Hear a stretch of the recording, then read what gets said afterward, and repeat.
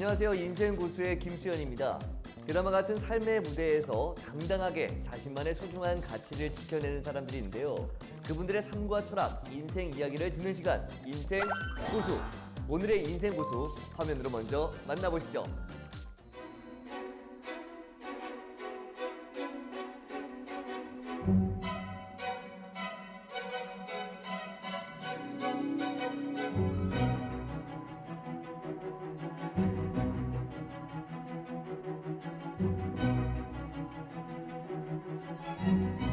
네, 1세대 철학자 김영석 교수님과 많은 이야기 나눠보도록 하겠습니다. 교수님 안녕하세요. 네. 너무 뵀는데 제가 100세라고 이야기를 들었는데 너무 정정하셔서 일단 깜짝 놀랐어요. 정말 너무 정정하세요. 네. 근데 이렇게 100년을 살아보셨잖아요. 네. 어떠세요? 너무 많이 늙는 것 같아서요. 네. 금년부터는 나이 좀 낮추기로 했어요. 올해가 딱 100세가 되신 거죠? 예전 어디 가든지 98세예요. 98세. 네. 그럼 100년 가까이. 그런데 다 길다고 느끼는데요. 나는 대학 졸업할 때까지 공부하는 기간하고 또 교수 생활하는 기간하고 정년퇴직하고도 이제 30년 넘었으니까 사회 활동하는 기간하고 세 기가 늘어나니까요. 100년보다는 한 30년씩 세 번쯤 산 것 같아요. 이제 네 번째 30년째 이제 들어만 드시는 건데 너무 정정하세요. 장수 비결 혹시 건강을 지키는 유지하는 비결이 따로 있으실까요? 다들 그런 얘기 많이 하는데요. 비결은 없는 것 같아요. 좀 남하고 다른 거 있다 하게 되면 100세까지 사시는 분들 가만 보면 두 가지 공통점인데요. 하나는 욕심이 좀 없는 사람들이 오래 살아요. 욕심. 그 다음에 일을 사랑하는 사람들이 오래 살고요. 그래서 그 두 가지는 나한테도 해당하지 않나 그런 생각하죠. 욕심을 좀 버려야 좀 화가 좀 들라고 이런 그런 부분들이 좀 빠지고 일에 대한 어떤 사랑이 있어야 열정적으로 살 수 있다 이런 말씀이신 것 같은데 그럼 따로 운동 같은 거는 안 하시나요? 50쯤 넘으면 건강을 위해서 한 가지씩 운동하는 게 좋아요. 근데 나는 저 혼자서 자유롭게 언제나 할 수 있는 거 항상 바쁘니까요. 그 수영을 하고 있어요. 지금도 수영을 하세요? 지금도 좀씩 하죠. 와, 정말 멋있으십니다. 선생님께서는 이제 1세대 철학자이시잖아요. 철학을 본격적으로 공부를 해야겠다. 철학을 해야겠다는 생각은 몇 살 때쯤에 하시게 된 거예요? 중학교 3학년 지난 다음에 제가 다니는 학교가 기독교 학교인데요. 일제시대 신사참배를 안 했다고 해서 학교가 이제 폐쇄되게 됐어요. 한 1년 동안 이제 학교를 못 갔는데 집에 놓을 수는 없고 그래서 한 1년 동안 평양에 있는 그 시립도서관을 학교 가는 대신 다녔어요. 그때 이제 문학책도 있고 이제 여러 책을 읽다가 철학책을 읽었어요. 그게 계기가 돼서 철학 공부를 해서 철학 교수가 되든 안 되든 하여튼 철학 공부를 해야겠다. 그때 출발한 것 같아요. 근데 여기서 좀 개인적으로 궁금한 게 철학하면 저희 같은 이제 일반 사람들한테는 어려운 내용, 뭔가 심도 깊게 생각하는 거 이렇게 좀 생각하기 쉬운데 간단하게 철학은 뭐라고? 근데 누구나 다 철학 공부를 하라 그렇게 생각 안 하는데 겉으로 이제 보지 말고 그 안에 원인과 결과가 무엇인가 하는 것을 찾아보고 그런 성격을 가지고 학문하게 되면 이제 철학이 되는 것 같아요. 그러니까 너무 어렵게 생각하지 말고 크게 한번 보고 크게 보고 그 안에 어떤 요소들이 있는지를 꼼꼼히 살펴보고 근원적으로 보고 이렇게 하는 그냥 이런 사고들이 철학이라고 볼 수 있는 거군요. 그러니까 이제 예를 들어 말하면 역사학을 전체적으로 보고 깊이 보면 역사 철학이 되고요. 철학은 누구나 하게 사실 돼 있는 거죠. 그렇죠. 사실 자기 자신에 대해서 생각하는 것도 철학이 될 수 있고 이 세상에 대해서 생각을 깊게 해보는 것도 철학이 될 수 있는 거죠. 사실 1세대 철학자면 우리 교수님을 비롯해서 김태기 선생님하고 또 안병옥 선생님이 있으시잖아요. 이렇게 3인방이라고 불렸다고 들었는데 세 분이서도 굉장히 친하시다고요. 어떻게 친해지게 된 거예요? 지난 60년대, 70년대에는 우리 세 사람의 역할이 사회적으로 좀 컸던 것 같아요. 그런데 다 동갑이고요. 동갑이시고. 예, 공부하는 분야가 다 같고요. 50년 동안 또 친구로 지났고요. 그러니까 이제 다들 이제 철학계 삼총사다 그런 얘기를 하죠. 그런데 내 인생에서 이렇게 도움을 주었다고 할까요? 네. 가르침을 나한테 준 사람들은 선배되는 분들도 있고요. 예. 두 분 친구를 통해서 내가 많은 걸 좀 배우기도 하고 네. 그랬죠. 예.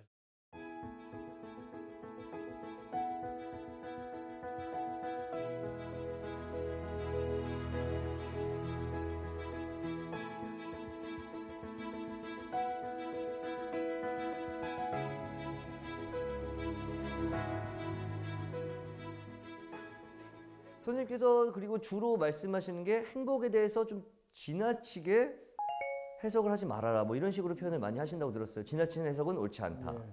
그 뭐 경험이 있어서 하시는 건지 어떤 느낌인지 잘 모르겠거든요. 행복에 대한 지나친 해석이란 게 어떤 이야기죠? 그런데 이제 그 젊었을 때는 행복이라는 생각을 많이 안 해요. 그저 즐겁게 열심히 살고 있는데 예. 50쯤 넘으면 이제 인생을 회상해 보거든요. 예. 그러면서 내가 행복하게 살았나, 행복이 무엇인가 그런 생각을 많이 하다가 60쯤 되게 되면 좀 더 행복에 대한 생각을 많이 하게 돼요. 그래서 100사람이 다 100가지 생각을 하고 있는데 행복은 주어지는 건 아니다. 예, 그건 행운이지 행복이 아니다. 그러면 그건 잃어버리게 다시 잃어버리고 행복은 내가 만들어가야 한다. 우리 바이블 읽어보면 온유한 자가 복이 있다. 정의를 위해서 노력하는 사람이 복이 있다. 평화 위해서 수고하는 사람이 복이 있다. 뭐 그러잖아요. 그것이 행복인데 그렇게 행복은 내가 만들어가는 것이다. 그런데 나만큼 이제 나이가 들게 되면 그것보다도 더 중요한 것은 내가 다른 사람을 행복하게 만들어 주니까 그분들이 나한테 또 행복을 주는 거예요. 그러니까 이제 행복을 나누어 가진다고 할까요? 예. 많이 주는 사람이 더 행복해요.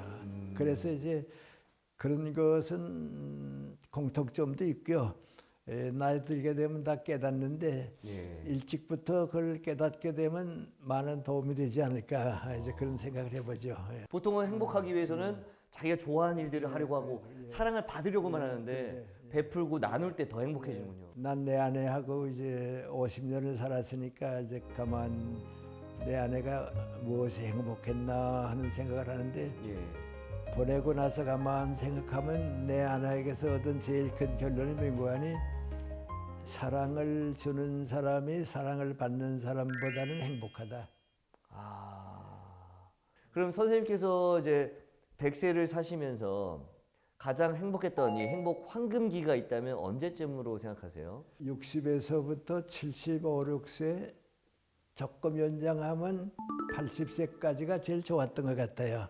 그때는 이제 인간적으로 좀 성숙하고 내가 나를 믿을 수도 있고 사회 사람들한테 존경을 받으려고 하면 그래도 60은 돼야 하고요. 여러 가지 면을 볼 때에 일은 60 이전에 많이 하는데 행복은 60 넘어서 다른 사람에게 줄 수 있으니까 그 나는 이제 일반적으로 공통된 건 60에서 75세가 제일 좋은 나이라고 그렇게 보고 있어요. 네. 자, 이쯤에서 김영석 교수님의 일상생활을 보고 다시 이야기 이어가도록 하겠습니다.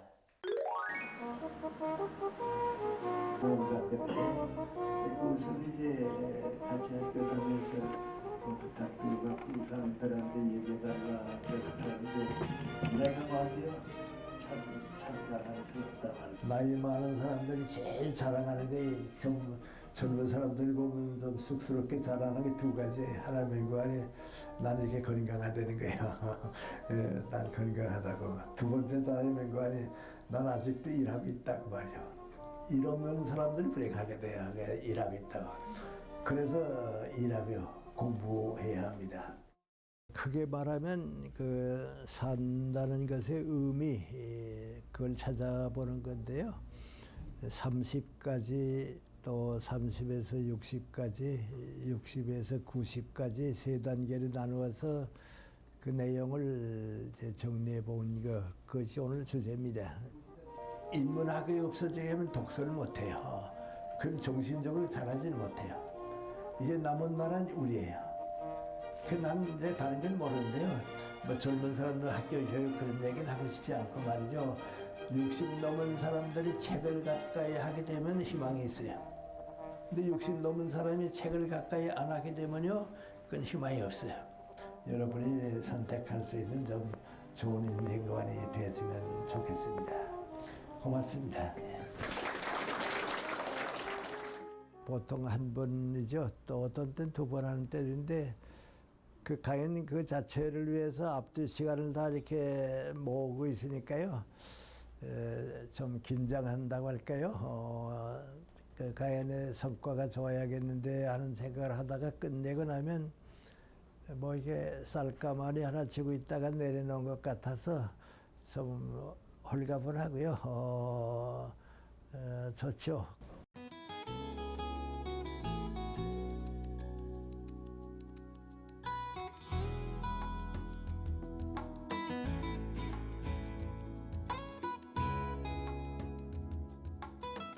생활 대부분 여기서 있고 식사하는 거 또 그 다른 책들 좀 읽어야 할 거 그때 또 내려가고 그러죠.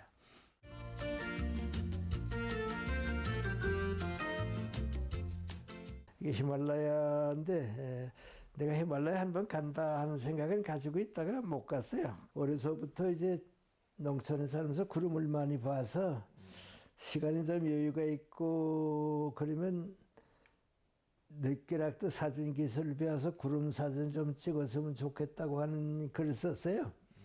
근데 그 독자들이 이제 그걸 보고서 구름 사진들 책도 보내주고 사진도 보내주고 그래서 받은 거예요.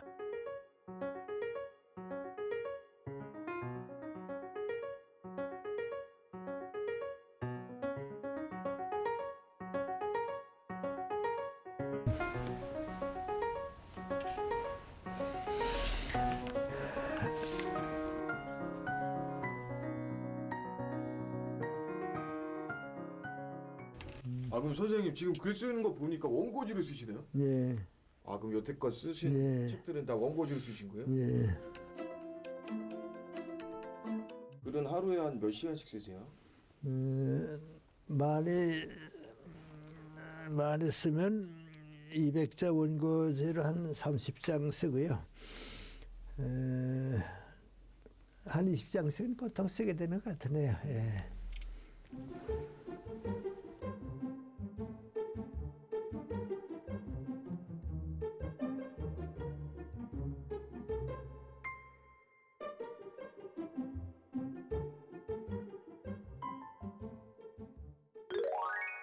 영상을 보니까 교수님께서 쓰신 책이 굉장히 많잖아요. 예. 지금까지 몇 편이나 책을 몇 권이나 쓰신 거예요? 정확하게는 모르겠고요. 아마 한 50권 되지 않나 그런 생각합니다. 예. 50권. 사실 저는 뭐 책을 써본 적이 없기 때문에 좀 궁금한 게 쓸 때 어떤 내용을 쓰겠다라는 것을 딱 정해놓고 쓰는 건가요? 어떤 식으로 책을 써 나아가시는지 방법이 좀 궁금해요. 영원과 사랑의 대화가 61년에 나왔는데요. 그때는 이제 우리 대학생들과 고등학교 상급반의 그 젊은 세대들이 어떤 문제를 제일 많이 가지고 고민하고 생각하는가 그 문제를 내가 받아서 이제 책으로 쓴 거고요. 요새 이제 한 2년 동안 좀 많이 나가는 게 이제 100년을 살아보니 하는 책인데요. 예상보다는 상당히 독자가 많아요. 근데 그것은 우리나라의 50대 이상 되는 분들이 어떤 문제, 어떤 생각들을 하고 있는가 하는 걸 종합해서 독자들이 필요하다고 또 중요하다고 생각하는 문제들을 받아들여서 해답을 얻는데 도움을 주는 거 그런 책을 썼다고 보면 좋을 것 같아요. 책을 쓰실 때도 철학자의 마음이 많이 들어가시는군요. 그렇죠. 예. 사람들의 생각을 좀 더 이렇게 확장시켜주고. 그렇죠. 자, 이번 시간은 인생 고수 키워드 시간인데요. 김영석 교수님과 연결되어 있는 키워드 어떤 것들이 있는지 확인해 보도록 하겠습니다. 첫 번째 키워드가 안창호와 윤동주인데 어떤 연관이 있으신 건지 궁금해요. 안창호 선생님, 윤동주 선생님과. 윤동주 시인은 이제 중학교 3학년까지 같이 다녔어요. 학교를요? 예, 예. 아, 윤동주 시인하고 이제 같이 공부한 지 내가 나 자신이 느낀 거인데, 민관이 그 윤동주 형은 예. 중학교 1학년 때부터 시인이 된다고 생각해요. 그 이상하대요. 나는 시를 써서 내 인생을 이제 마무리한다고 아주 뚜렷해요. 그래서 나는 이제 옆에서 보고서 저 친구가 병아리 시인인데 지금은 이 다음에 큰 달기 되게 되면 사회를 울릴 거다 생각했거든요.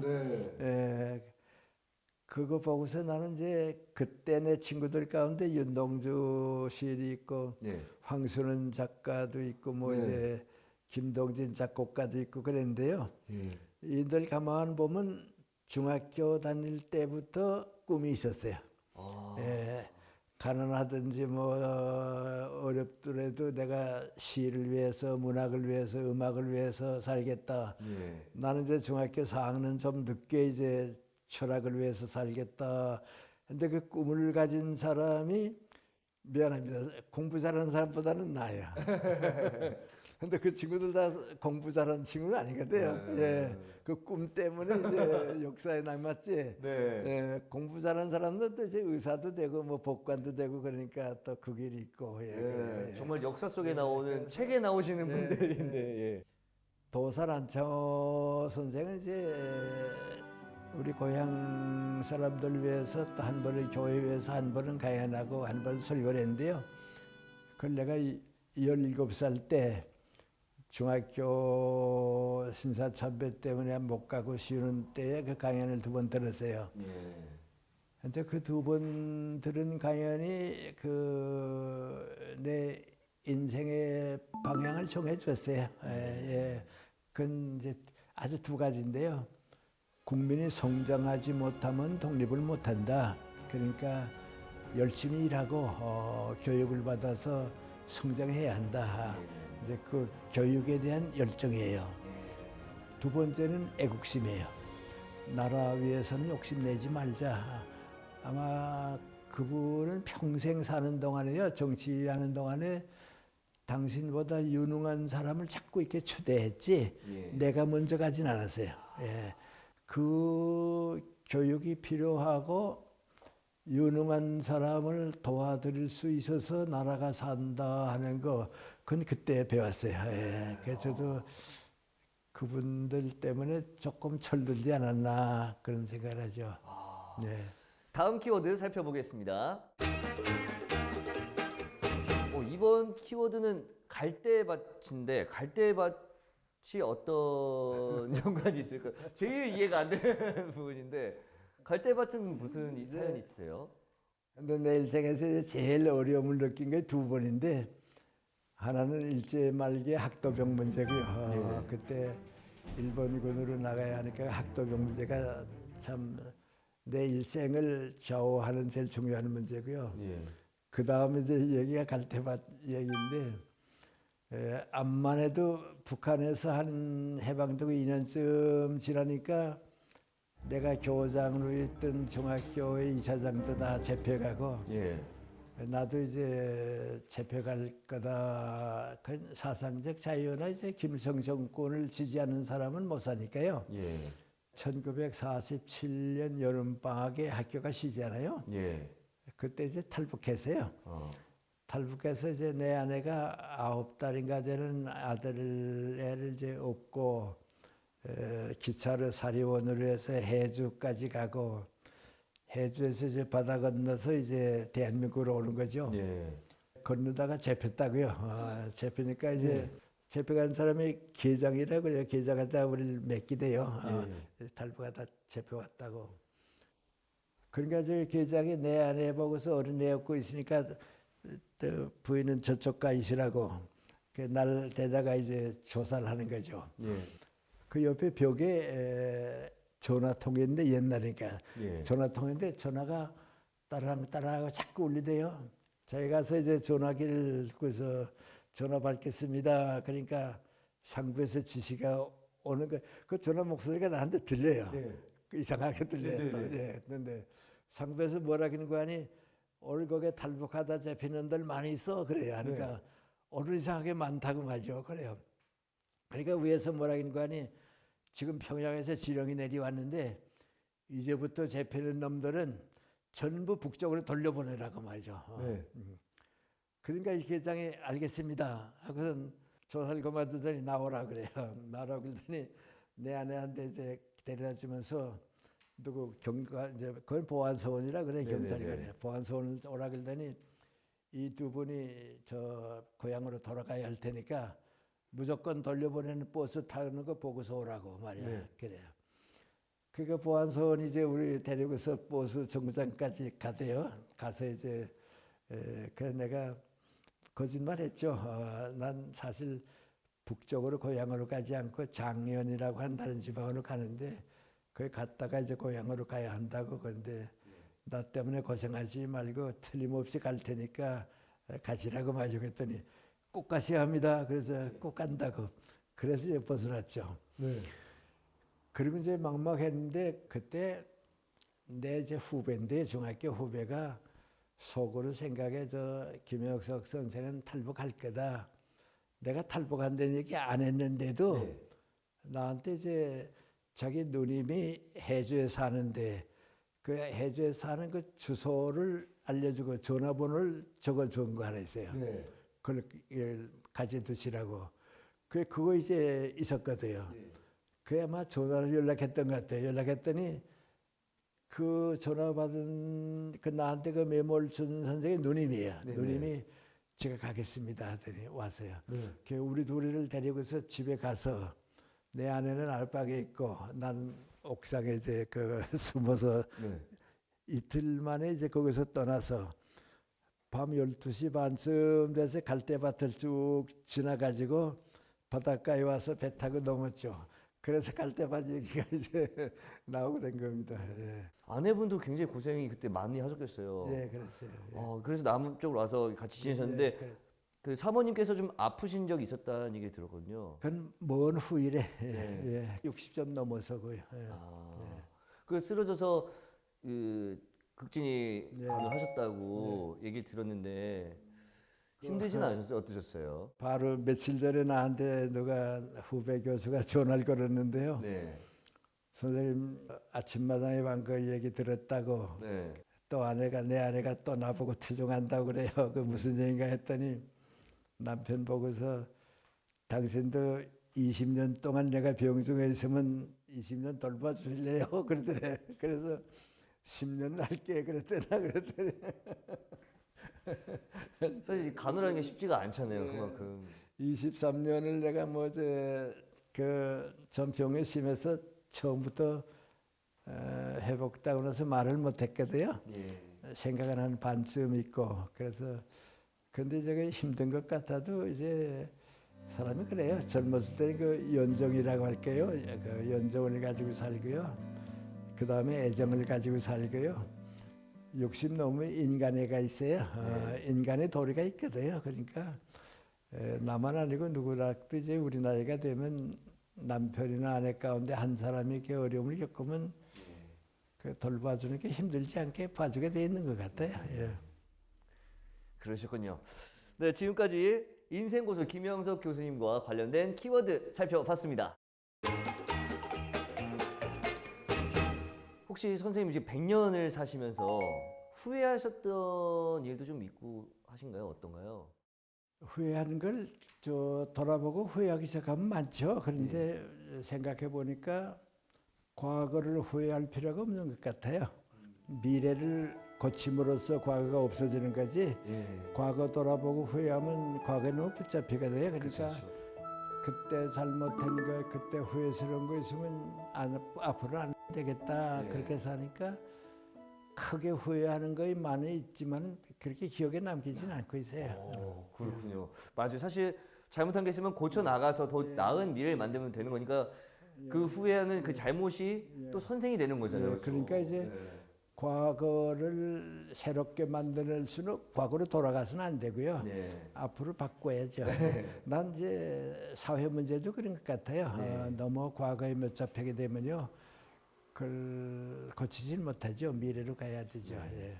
어떠세요? 이렇게 좀 많이 발전된 과학과 이런 많은 것들이 발전된 지금과 예전과 비교했을 때 어떤 게 더 나으신 것 같아요? 이제 나 같은 사람에게 얘기하면 이게 기계적인 분석이라든지 또 물리적인 변화를 과학적인 변화라든지 그거는 못 따라가고요. 그 대신 이제 윤리, 도덕, 가치관 그런 건 또 우리가 생각이 앞서고요. 그러니까 뭐 예전도 좋았고 지금도 뭐 많은 것들이 서로 나누고 예, 배우면서 하나 확실한 건 지금 세대 사람은 그걸로 행복하고요. 또 우리보다 더 후배는 또 그걸로 행복하고 또 늙은이들은 또 늙은이들은 또 행복하고 그래요. 아까 말씀하신 것처럼 행복에 너무 많은. 그럼 요즘은 주로 어떤 활동을 좀 하고 계세요? 원고 쓰는 시간이 좀 제일 많고요. 아직은 강연을 좀 많이 해요. 그래서 평균 일주일에 한 2번은 하고 있어요. 금년까지는 해보려고 생각하는데요. 그거 있고요. 그러니까 이제 쓰는 거 하고 생각하는 거 하고 읽는 거 하고 그거 이제 생활 전부죠. 앞으로 계획이 있다면 어떤 게 있으실까요? 지금 이제 우리 나이가 되게 되면 길게 잡아야 계획이 3년, 2년까지는 이제 계획을 세워보는데요. 금년에는 이제 그동안 기간지에 발표했던 책이 나오는 거 하나 있고요. 또 내 후배 교수들이 내게 대한 무슨 그 책을 하나 구성하는 게 있어요. 그거 있고. 그 다음에 조선일보하고 동아일보하고 이제 연재하는 글이 있으니까 이제 그거 하고 이제 그런 걸로 다 보내게 될 거예요. 그것만으로도 가득 차니까 이제 그렇죠. 네, 정말 역사 속 산 증인을 제가 이렇게 또 만나서 많은 지혜를 얻었고 소중한 시간 가져서 너무나 행복했습니다. 앞으로도 건강하게 오래오래 활동하셨으면 좋겠습니다. 오늘 나와주셔서 감사합니다. 네, 고맙습니다. 인생 이야기를 통해 삶의 지혜를 전하는 인생 고수. 저희는 다음 시간에 또 다른 인생 고수의 이야기를 가지고 돌아오겠습니다. 인생 고수.